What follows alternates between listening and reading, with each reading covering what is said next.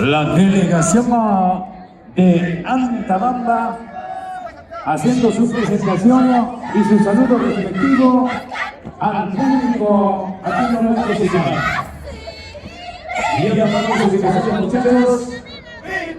Luego tenemos el ingreso de los Micuchos desde Moncavelica como Roberto Escobar. Tiene que ser atento a favor de lo que estamos anunciando en ese orden.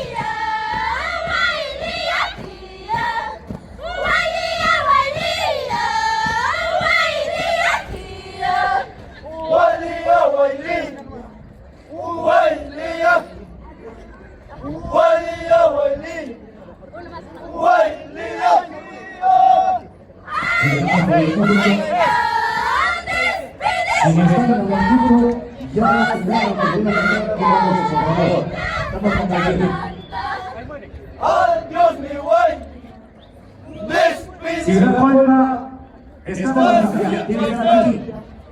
Ahorita.